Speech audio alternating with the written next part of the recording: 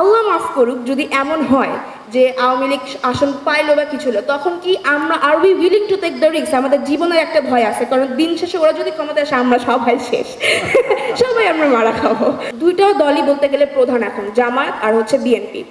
So এখন দুজনে একটু বিতর্কিত কথা বলতেছে। অনেকে বলতেছে যে সচিবকে যদি এখন সরাই ফেলি তাহলে তো সিস্টেম ব্রেক হয়ে যাবে। এটা একদম ভুল ধারণা। কর্মীরা কাজ করতেছে, লিডারকে সরিয়ে যদি আমরা এক্সামের থ্রু এখন যদি নতুন নির্বাচিত করে হচ্ছে আমরা সচিবগুলোকে বসাই, তাহলে আমি বিলিভ করি ইয়াংরা আরো ভালো কাজ করবে, কারণ ওরা বুঝে আমরা কি চাই। দে নো জেনজি কি চায়, আমরা জানতে এসেছি, জেনজি কি চায় সেটা জানতে, আমরা বুড়ো হয়ে গেছে, আমরা জানতে এসেছি এটাই। তো আমরা চন্দ্র এটা আমাদের খুব ফোকাস করতে হবে। সচিবগুলো এখনো রয়ে গেছে, যত প্রকারের যে প্রশাসনে যে কাজ করছে না, এগুলো আমরা সমস্যা দেখতেছি। সব কিছুই কিন্তু এই যে আমলাতন্ত্রটার সাথে জড়িত।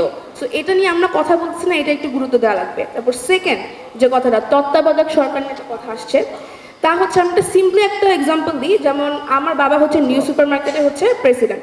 তো ওইখানেও কি হয়, 3-4 বছর পর যখন নির্বাচন হয়, ওরা তত্ত্বাবধায়ক সরকারের আদানে 3 মাস ক্ষমতা ছেড়ে দেয়, ওদের আন্ডারেই নির্বাচনটা হয়।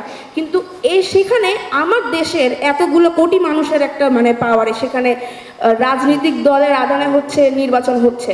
সো এটা যাতে না হয়, 3 মাস যাতে তত্ত্বাবধায়ক সরকারের আদানে ক্ষমতা ছেড়ে দিয়ে নির্বাচনটা প্রতি 5 বছর পর পর হয়।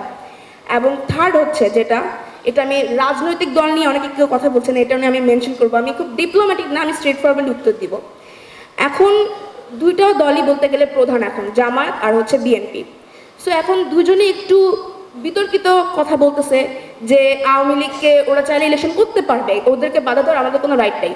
সো এখন এটার পক্ষে আমি পজিটিভ সাইড আছে, নেগেটিভ সাইড আছে। পজিটিভ সাইডটা হচ্ছে, যদি আওয়ামী লীগকে এখন আমরা ইলেকশন করতে দেই তাইলে কি হবে, সবার একটা দলকে কেন্দ্র করেই তখন আমাদের ভোট দেওয়া লাগবে, যাতে আওয়ামী লীগ কোনোভাবেই ক্ষমতায় আসতে না পারে।